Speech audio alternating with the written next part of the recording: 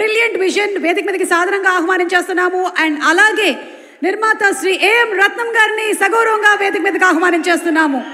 మన Indian films గర్వించేటువంటి సినిమాల్ని అందించినటువంటి నిర్మాత, కర్తవ్యం, భారతీయుడు, ఖుషి, బంగారం, ఇలా చెప్పుకుంటూ పోతే ఎన్నో బ్యూటిఫుల్ ఫిల్మ్స్ని మనకి అందించినటువంటి నిర్మాత ఏఎం రత్నం గారికి మరొక సక్సెస్ రావాలి అని మనస్ఫూర్తిగా కోరుకుంటూ డైరెక్టర్ జ్యోతి కృష్ణ గారిని అండ్ అలాగే నాన్నగారిని వేదిక మీదకి సాధారణంగా ఆహ్వానించేస్తున్నాము.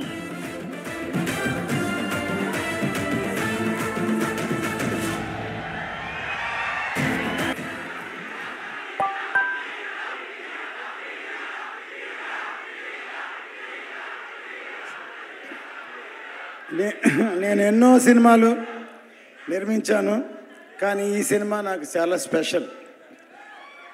ఎందుకంటే పవన్ కళ్యాణ్ గారు డిప్యూటీ సీఎం అయిన తర్వాత రిలీజ్ అయ్యే మొట్టమొదటి సినిమా కాబట్టి నాకు ఈ సినిమా ఎంతో స్పెషల్.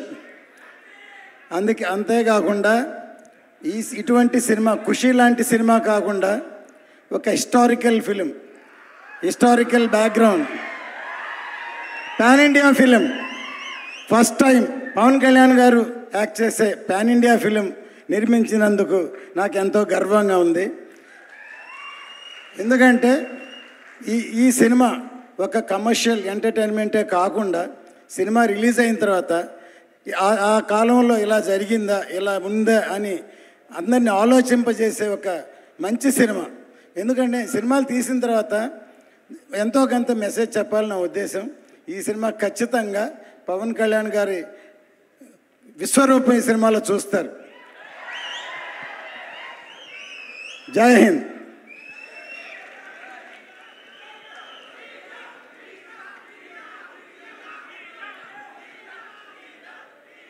ఫ్యాన్స్ అందరికీ నమస్కారం. అండ్ ఆంధ్ర లాంటి ఫ్యాన్స్కి నమస్కారం. ఈ టైటిల్ హరిహర వీరమల్లు, ఈ టైటిల్ పెట్టింది డైరెక్టర్ క్రిష్ గారు.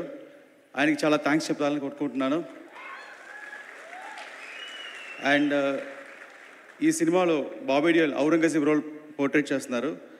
ఔరంగజేబ్ రోల్ అంటే very powerful Mughal king. And అతను ఇండియా మొత్తం కాంకర్ చేశారు.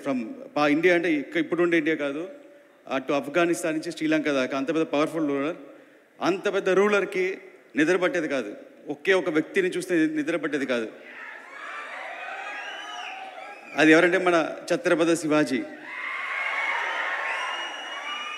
ఆయన ఉన్నంత వరకు నిద్ర పట్టేది కాదు. ఎప్పుడప్పుడు అతను ఎలా అటాక్ చేస్తే భయంతో ఉండేవాడు. ఆయన ఒక ఫీవర్ వల్ల 1680లో చనిపోయారు. ఈ కథ హరిహర వీరమల్లు 1684లో స్టార్ట్ అవుతుంది.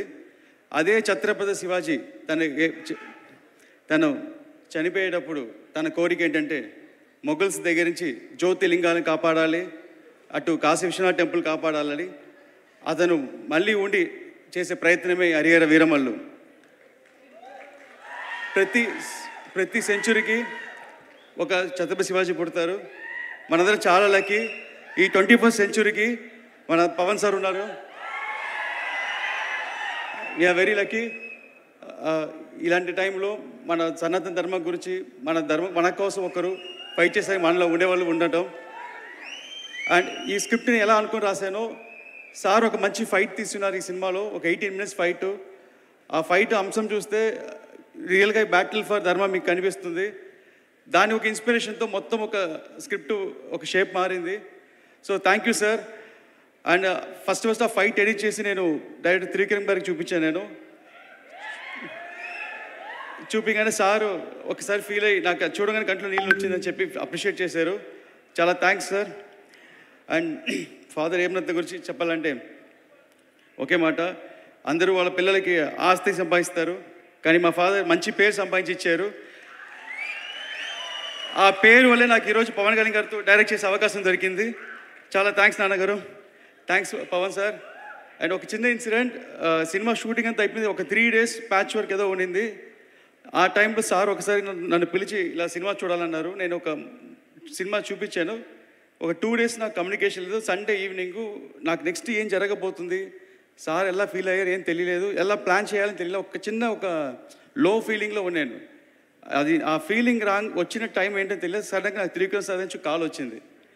వచ్చి నువ్వు ఫ్రీగా ఉన్నావని అన్నారు. సార్ ఎస్ సార్ అన్నాను. ఒకే మాట, ఇప్పుడే పవన్ సార్ ఇంట్లో నుంచి బయటికి వస్తున్నారు, నీ గురించి 2 hours చెప్పారు అన్నారు.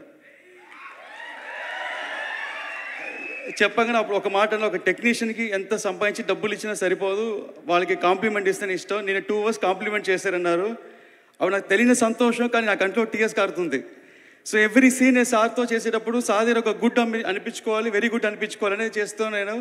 సార్ థ్యాంక్స్ సార్, మూవీ చాలా బాగా చేశాను sir, I'm thank you so much sir for giving this opportunity. And మీ ఫ్యాన్స్ మేము అందరి సినిమా చూసి గర్వపడతాం. Thank you so much. ఈ సినిమాలో పనిచేసిన అందరికీ సభాముఖంగా చాలా కష్టపడి చాలా కాలం వేసింది. ముఖ్యంగా కీరవాణి గారు అద్భుతంగా బ్యాక్గ్రౌండ్స్ మ్యూజిక్ ఇచ్చారు. ఆయనకి సభాముఖంగా నా కృతజ్ఞతలు. ఇక కెమెరామ్యాన్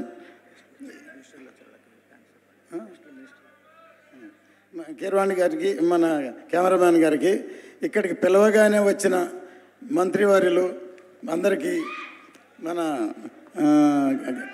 కర్ణాటక నుంచి వచ్చిన ఫారెస్ట్ మినిస్టర్, తర్వాత మన ఆంధ్ర నుంచి వచ్చిన మన సినిమాటోగ్రఫీ మినిస్టర్, తర్వాత మన డిప్యూటీ స్పీకర్, అందరికీ ధన్యవాదాలు.